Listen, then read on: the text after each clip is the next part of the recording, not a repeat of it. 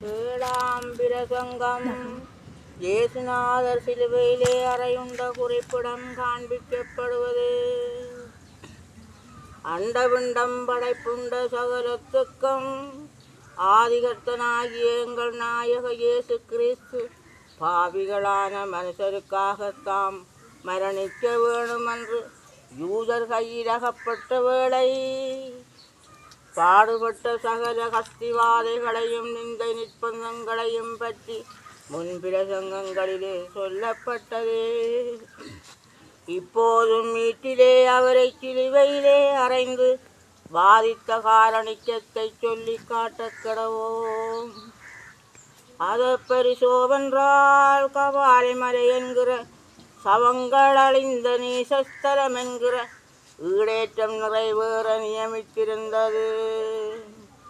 இந்த மலையின் உச்சியிலே உலோகேற்றுகிறவரான எங்கள் ஆண்டவர் சிலுவை சுமந்து கொண்டு சென்றவுடனே அவர் உடலில் இருந்த தொய்வும் இழைப்பும் வேதனை விதனமும் ஏக்கமும் துயரமும் அதிகரித்து பிராணன் நீடித்திருக்கிறதாயிருக்கவில்லை என்று அந்த துஷ்ட யூதர் கண்டு உயிரடங்கு முன்னே தீவிரமாய் சிலுவையில் அறைய வேணுமென்று ஆயத்தப்பட்டார்கள்.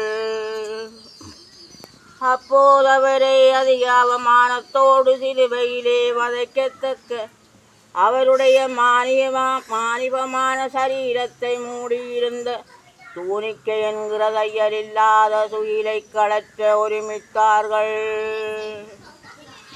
அதனால் முதல் சிரசில் முள்முடியை கழற்ற வேண்டியிருந்ததினால் வெகு தாழ்வில் ஊன்றப்பட்டிருந்த அந்த முடியை அரைத்து குறடுகளால் இடுங்கி கிளப்புகிற போது அத்தாரங்கள் ஆண்டவருக்குண்டான வேதனை விதனங்களும் அந்த துவாரங்களால் நவமாய் புறப்பட்ட இரத்தை தாரைகளும் இவ்வளவென்று பரிசாய் சொல்லுவோமோ?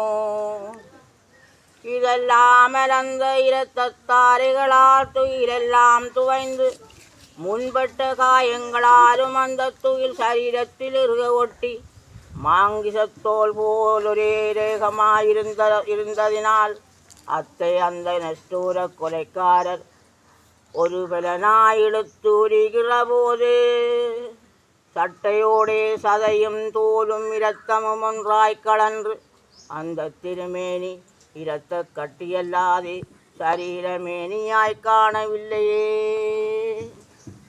ஐயோ, என் ஜீவனான ஆண்டவருக்கு தால் பற்றின வாதை அகோரமும் விதனத்தின் கடூரமும் இவ்வளவென்று உரைக்க நாவுண்டோ? அளவறுக்க மதிப்புண்டோ? ஆயிலும் இந்த வேதனையின் கடினம் பெரிதல்ல. சர்வ உலோகத்தை உண்டாக்கின தேவாதி தேவராஜன் வஸ்திராபரணமின்றி இத்தனை சபை முன்பாக இருக்கிற இந்த துக்கமும் நாணிக்கையும் நிந்தையும் எவ்வளவென்று கருதுவோமோ?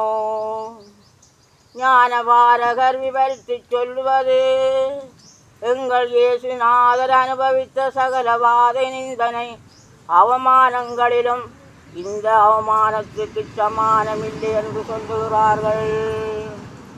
ஐயோ பாதக யூதர்களே, உங்கள் மனதில் சுட்டாட்டம் தீர வேணுமாகில்